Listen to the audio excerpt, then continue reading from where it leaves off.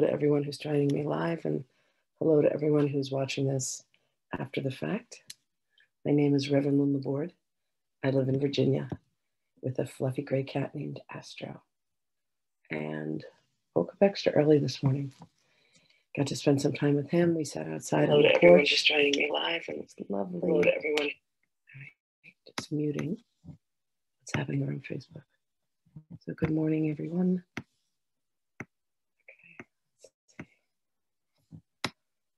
And away we go.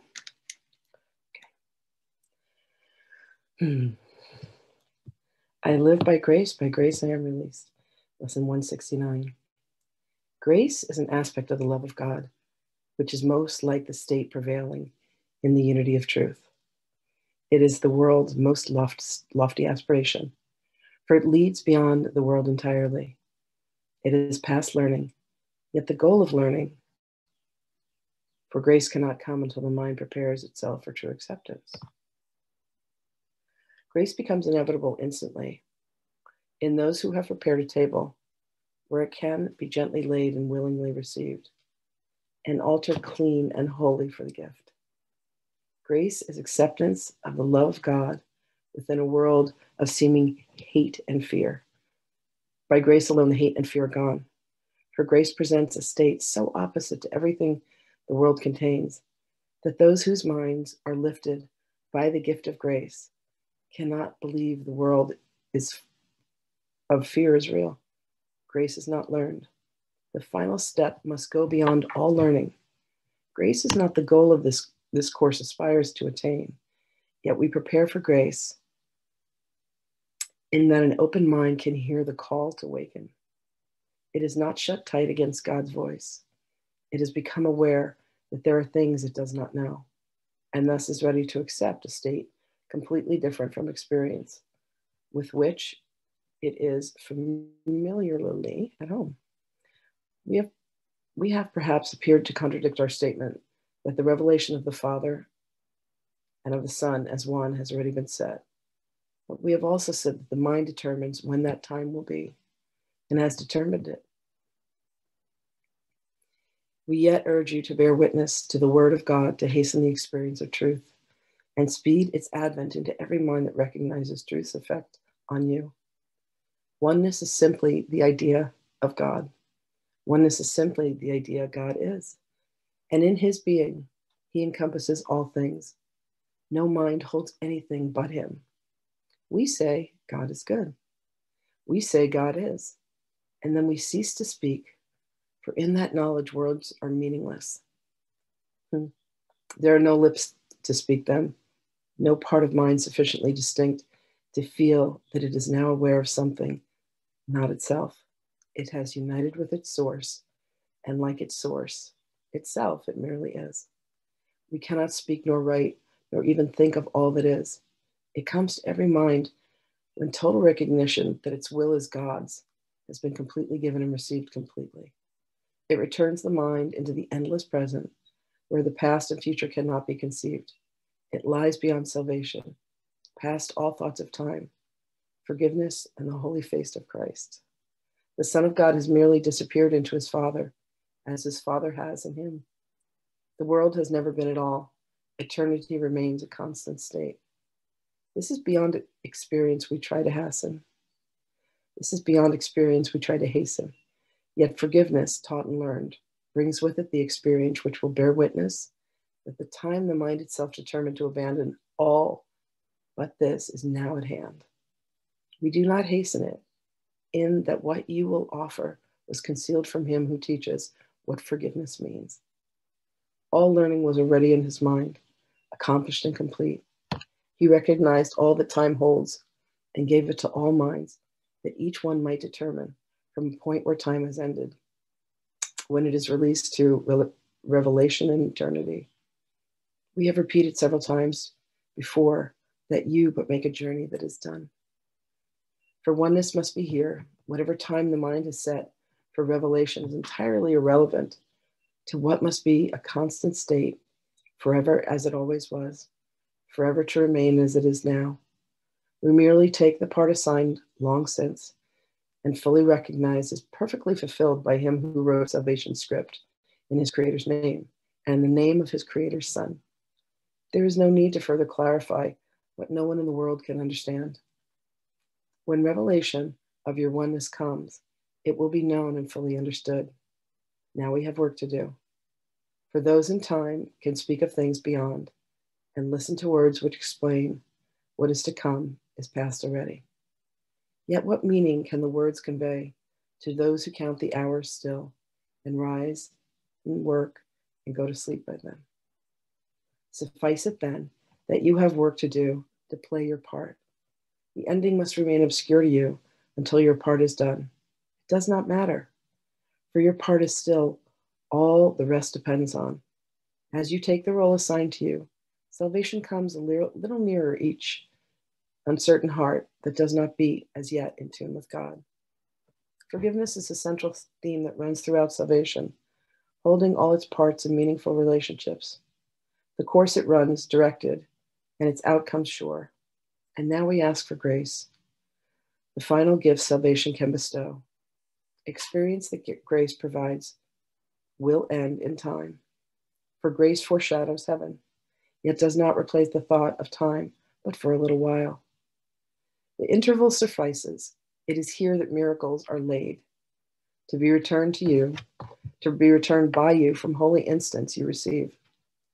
Through grace in your experience, to all who see the light that lingers in your face. What is the face of Christ but his who went a moment into timelessness and brought a clear reflection of the unity he felt an instant back to bless his world? How could you finally attain to it forever while a part of you remains outside, unknowing, unawakened, and in need of you as truth, as witness to the truth? Be grateful to return as you were glad to go an instant, and accept the gifts that grace provides you. You carry them back to yourself, and revelation stands not far behind. Its coming is ensured. We ask for grace and for experience that comes from grace. We welcome the release it offers. We do not ask for the unaskable. We do not look beyond what grace can give. For this we can give in the grace that has been given us. Our learning goal today does not exceed this prayer. Yet in the world, what could be more than what we ask of him this day, who gives the grace we ask as it was given him? By grace I live, by grace I am released. By grace I give, by grace I will release. So beautiful. Lesson 169. Let's see what Magdalene has to say. This seems to be echoing something that there's a group of 40 of us that are studying the Sophia Code together, a brilliant book that was written back in 2016 by a woman named Kaya Ra. And in it, they're also talking about how there is a date and time that has been appointed when each of us will fully allow ourselves to remember the child of God that we are. I look forward to that. Okay, here comes Magdalene.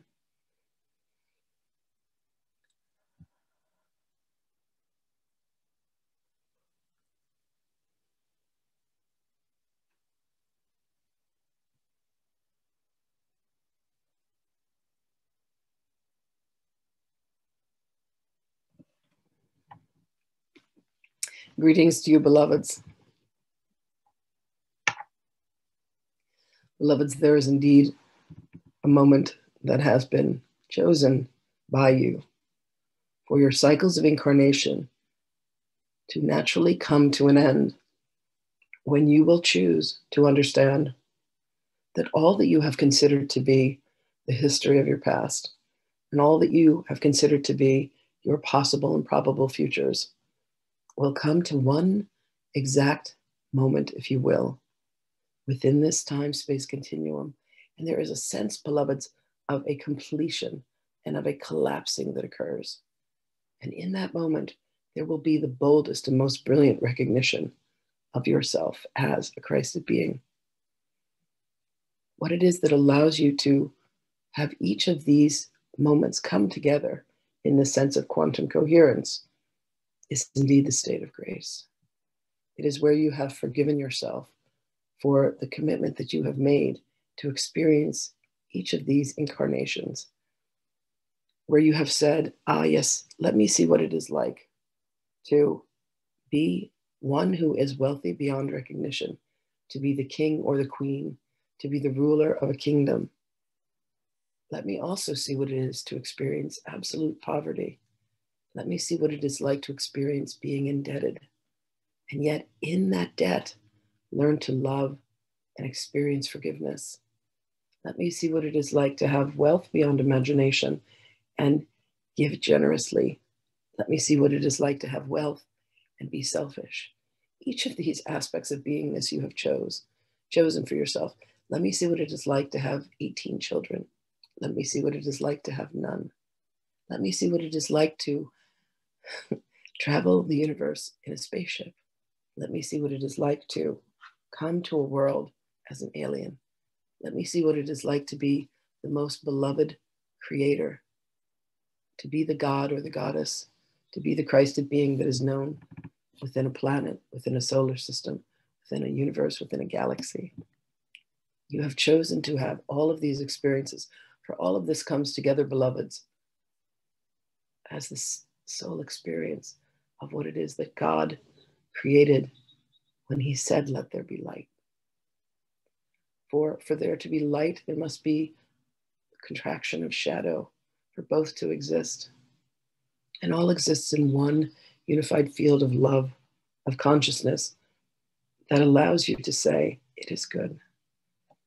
The forgiveness comes, beloved, when it is granted to yourself and granted to others as a way of seeing that there is nothing wrong and there is nothing that is right.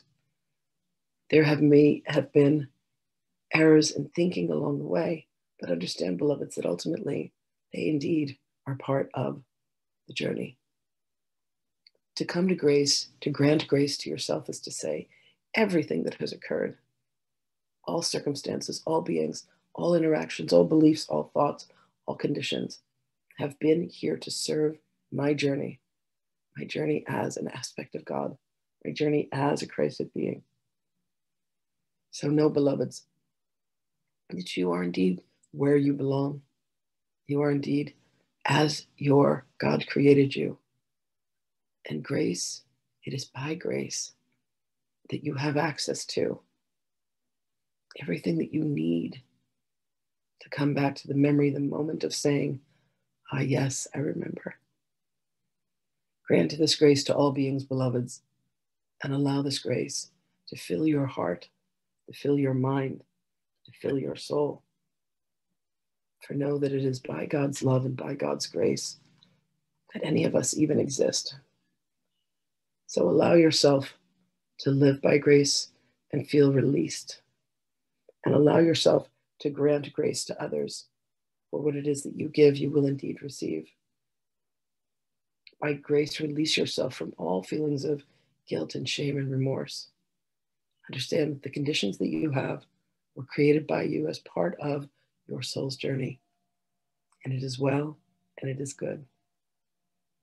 This beloved one has a name that has been chosen by her, which is Sahana, grace. Sahana, full of grace. Allow yourselves to be full of grace. Allow yourselves to be the ones who have forgiven, the ones who love, the ones who remember, and give that and share that wisdom and that knowledge, beloveds, with all beings. Be that living embodiment of the Christ. Choose in all circumstances to forgive.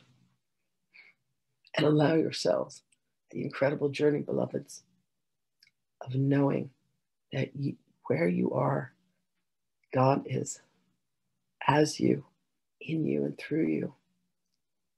Allow that joy to fill you so completely that you become giddy, like the joy that a child has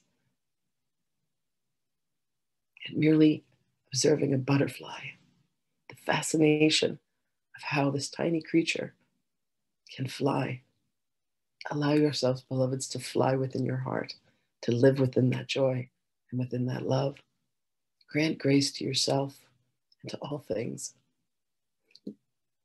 And allow yourself to feel the purity and the innocence that exists.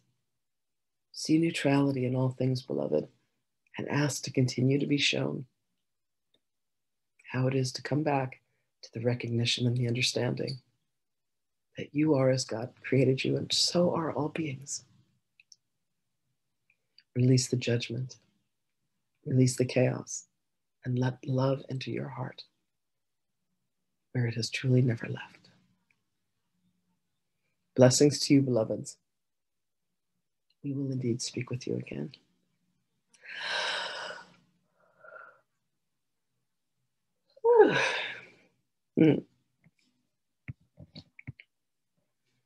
Wishing you all a very delightful day. This weekend I'm teaching how to read the Akashic Records. You're very welcome, Zanka. I'm excited for that. Sunday will be my day of silence. I look forward to that as well. I wish you all the most beautiful weekend. Talk to you soon.